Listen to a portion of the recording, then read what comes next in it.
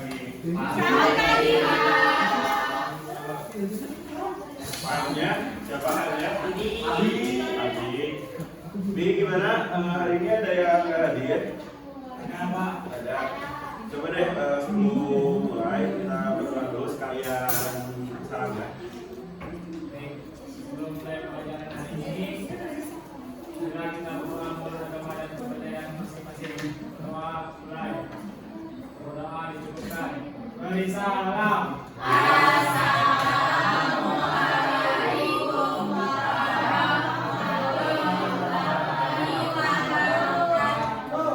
Pada semangat gini masih pagi, Tapi kelihatannya ini ada yang mau masuk. Di Asep mana Asep?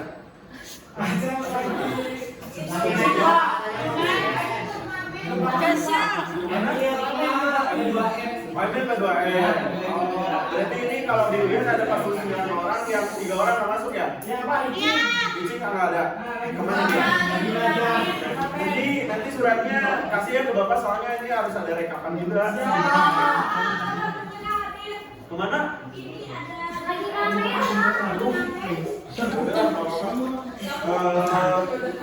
Udah tahu belum kita sekarang mau belajar apa? Tapi sebelumnya belajar apa coba? Apa? PKN. Nah, jadi kita hari ini teh bakal belajar tentang apa? Coba baca Bi apa? Badan Pengisian kita perkembangan yang melalui organisasi internasional. Udah sarapan belum?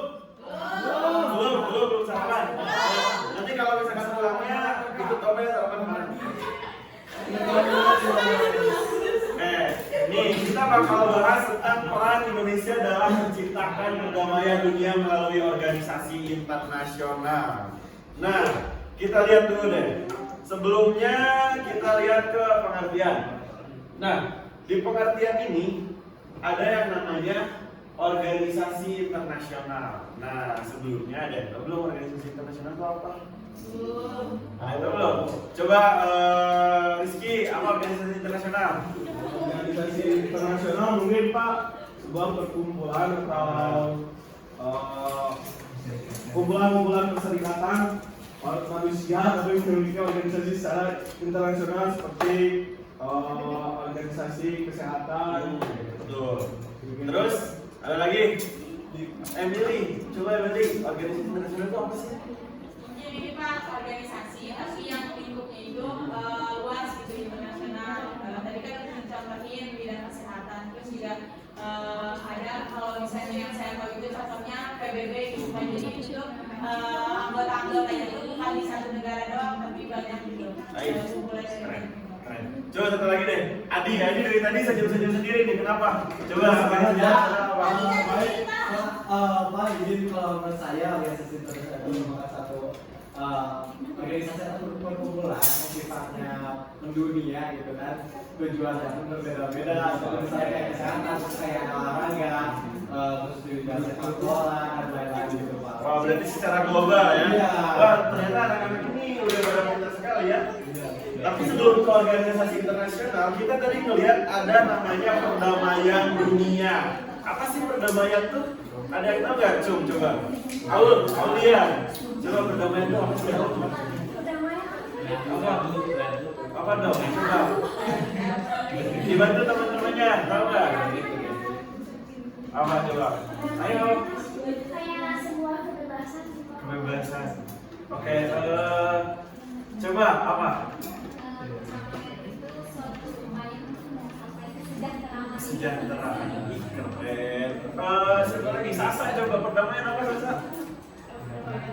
Jadi saling menerima satu sama lain. Baik, berarti toleransinya dapat ya. Iya. Nah, tapi sebelum ke organisasi internasional, perdamaian itu adalah salah satu cakupan untuk kita saling hidup bersama-sama. Jadi istilahnya, walaupun kita berbeda dari organisasi lain, dari ras lain, dari suku lain, itu salah satu perdamaian yang harus kita tetapkan. Makanya di sini disebut perdamaian dunia. Makanya di sini perdamaian dunia itu maksudnya dari negara satu ke negara lain itu harus saling berdamai, harus saling menyayangi. Kenapa? Karena kalau tidak terjadi yang namanya kata damai antara negara satu dengan negara lain, itu akan terjadi krisis, akan terjadi masalah-masalah seperti masalah ekonomi, pendidikan, dan lain-lain. Nah, oke, kita lihat pengertian dari organisasi internasional.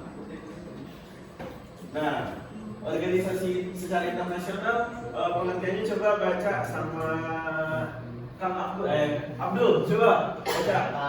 Secara umum, organisasi internasional dapat diartikan sebagai organisasi yang berkedudukan sebagai subjek hukum internasional dan mempunyai kapasitas untuk membuat perjanjian internasional. Karena merupakan subjek hukum internasional, organisasi internasional mempunyai hak dan kewajiban yang ditetapkan dalam konvensi-konvensi internasional. Tuh, udah ya. Nah, organisasi internasional itu analoginya seperti sebuah himpunan.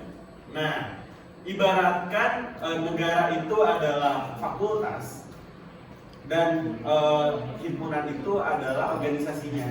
Jadi kita menyatukan semua, maksudnya fakultas itu adalah dunia dan himpunan itu adalah negara. Nah, ketika kita menyatukan negara satu dengan negara lain, itu perlu dukungan dari organisasi. Seperti halnya tadi yang disebutkan oleh Meli, PBB, ASEAN, dan lain-lain. Kenapa seperti itu? Perlu adanya faktor penengah. Seperti contoh, misalkan negara PKN dan negara sejarah, perlu ada faktor penengah ya, perlu ada faktor penengah untuk menyatukan, untuk perdamaian. Nah, kenapa? Karena kalau tidak ada penengah, itu akan terjadinya perselisihan, kolaps, chaos. Tidak ada titik temu antara negara satu dan negara yang lainnya.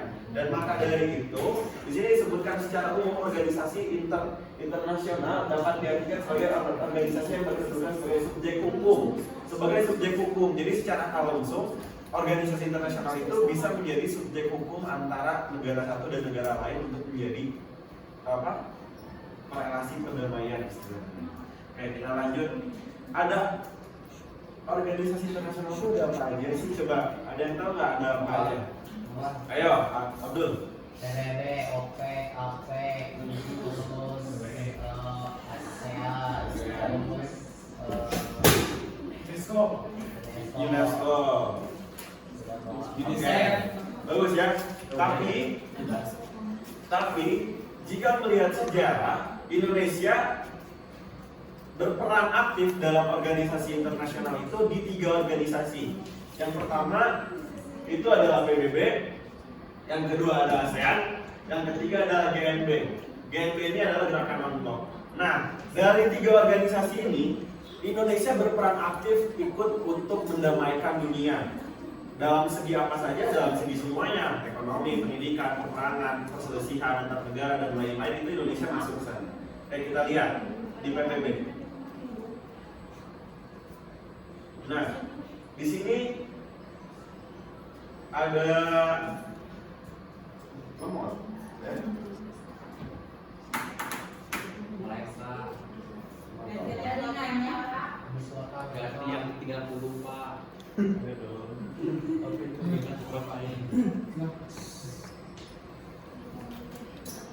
Nah, sini Indonesia resmi menjadi anggota PBB ke-60 pada tanggal 28 September tahun 1950 dengan suara bulat dari para negara anggota. Nah, hal tersebut terjadi kurang dari setahun setelah pengakuan kedaulatan oleh Belanda melalui konferensi Meja Bunda. Jadi Indonesia gabung sama PBB itu tepat setelah konferensi Meja Bunda. Nah, sejak hari itu Indonesia gencar untuk melakukan perdamaian dunia mengikuti dengan organisasi internasional PBB. Nah, di sini kita lihat Indonesia juga terlibat langsung dalam pasukan perdamaian PBB. Dalam hal ini Indonesia mengirimkan pasukan Garuda untuk mengemban misi perdamaian PBB di berbagai negara yang mengalami konflik. Nah, bahkan konfliknya bukan hanya negara Asia saja, bahkan negara yang di luar Eropa, negara Afrika Timur Tengah dan lain-lain, itu Indonesia ikut menjalin perdamaian. Seperti halnya ada di salah satu negara Kongo, pasukan negara Indonesia yang pasukan Garuda ini ikut mendamaikan dan mengirimkan pasukannya yang banyak, itu sekitar jumlahnya 1000 lebih lah. Dan itu menjadikan Indonesia termasuk ke dalam negara 7 terbesar pengirim pasukan perdamaian. Nah, oke, kita lihat ini dihafal ya, nanti bakal ada pertanyaan. Oke, lanjut kepada ASEAN. Sama ya ini, halo. Iya. Yang baru apa? Oke.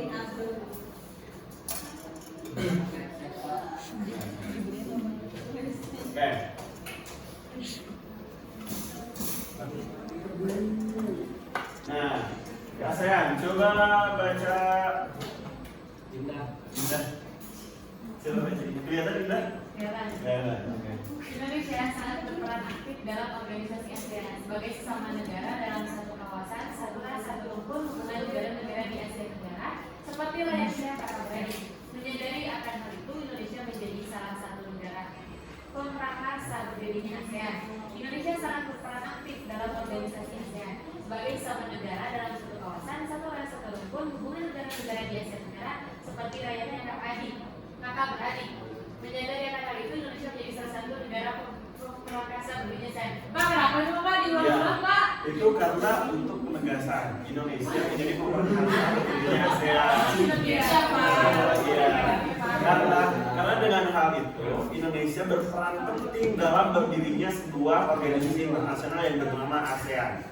Nah, dalam konflik-konflik yang sudah berlalu seperti halnya ada junta Myanmar dan lain-lain, Indonesia itu berperan aktif untuk perdamaian. Kenapa? Karena ini sudah disebutkan hubungan negara-negara di Asia Tenggara sepertinya layaknya kakak beradik. Ketika adiknya mengalami satu konflik, di sana kakaknya ikut terjun untuk mendamaikan konflik tersebut. Gitu. Nah, kayaknya ini pada ngantuk. Ini mah, yuk lihat dulu ke depan. Ya, ada satu ice briefing ya. Tapi ikutin ya. Ya.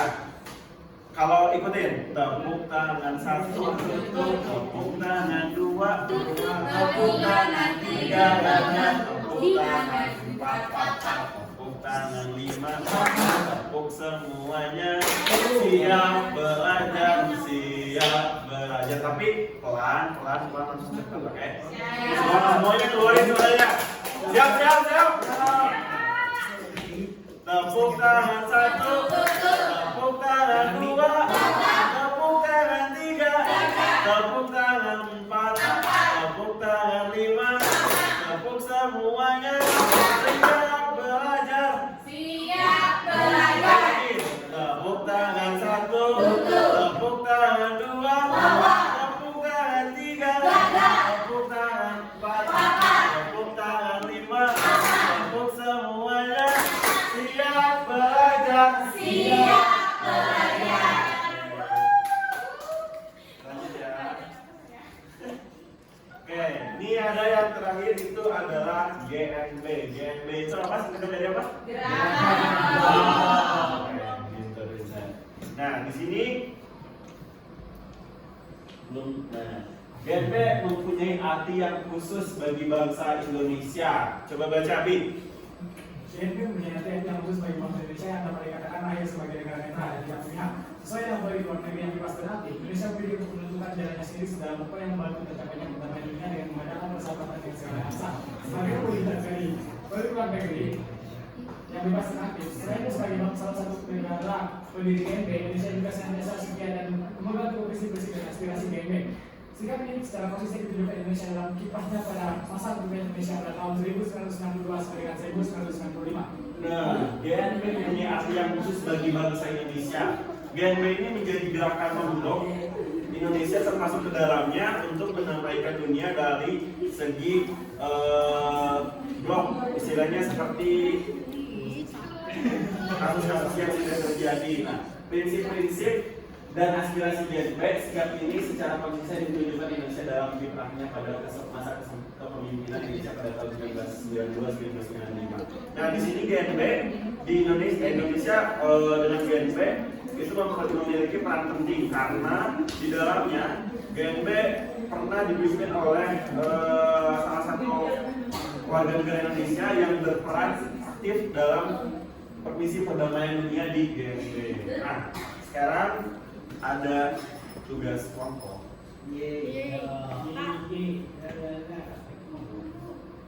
Tugas kelompoknya dikit kok. Tugas kelompoknya dikit kok. Nah, ini ya. Nanti Bapak share tugasnya di grup WA ya. Nah, nanti kalian dibagi 2 kelompok aja, yang sebelah sini sama sebelah sini. Nanti setelah itu kita lihat hasilnya betul apa enggak. Nanti kalau misalkan yang betul semua ada hadiah. Tapi kalau misalkan salah semua ya enggak ada hadiah. Oke. Ini Bapak kirim di WA ya. Iya. Nah, belum dikirim, itu beres aja. Udah kirimnya di WA ya. Ya, nanti kalian amatin terlebih dahulu. Ini diarah-arahin. Ya, dan dia didedokan ini sama yang mana, ini sama yang mana, gitu ya. Di WA. Bapak kasih waktu 5 menit cukup lah ya. Ya, oke. Sudah beres? Ya. Sudah? Ya. Kita lihat ya. Kita lihat nih. Yang organisasi internasional yang benar kemana nih jalurnya? Ada yang tahu nggak? Kelompok 1 coba kemana? Organisasi yang berkedudukan sebagai satelit internasional. Oke, kita lihat betul apa enggak ya? Jeng jeng jeng. Betul. 2 juta rupiah. Bahkan ada jaga bos, Pak. Iya benar. Kelompok 2 yang Indonesia kemana coba? Oke, kita lihat ya. Ya, kelompok 1 lagi kemana? Oke, sudah lihat. Hei, betul. Tepuk tangan satu. Ini satu lagi kelompok. Ah, udah terakhir kali salah ini nggak dapat hadiah. Kita lihat ke kesimpulan, tapi sebelum ke kesimpulan, ini ada video dari contoh atau pernyataan perdamaian.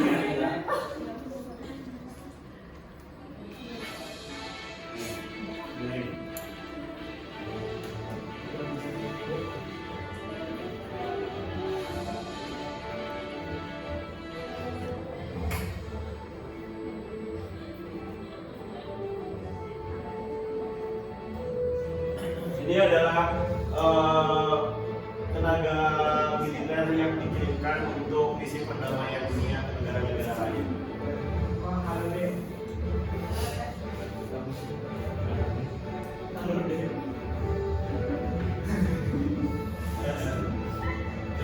Hati-hati.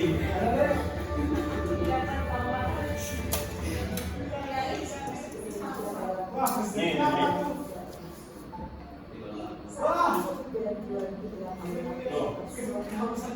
Kita tadi.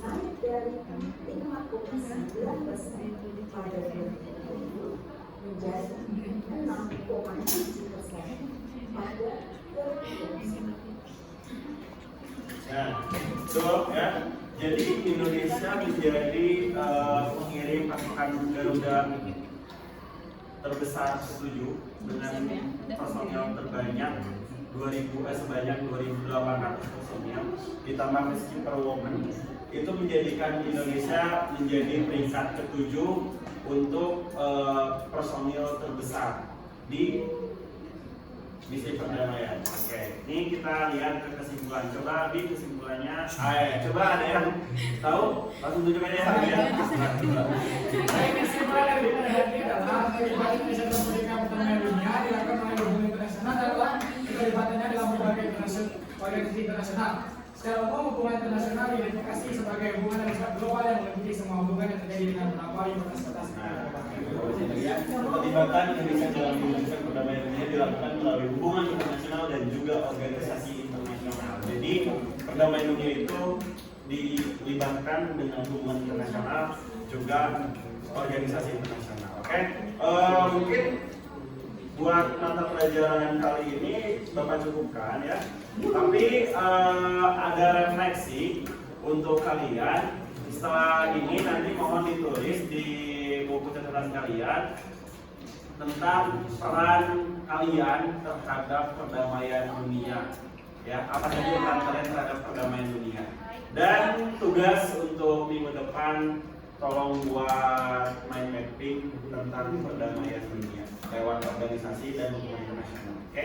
Oke. Mungkin untuk kali ini dicukupkan karena sebentar lagi ada berangkat ke Taiwan.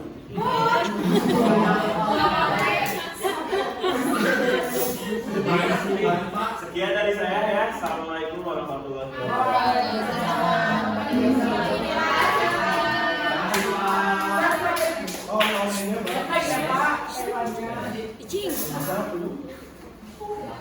Siapa tadi? Sholat. Udah pakai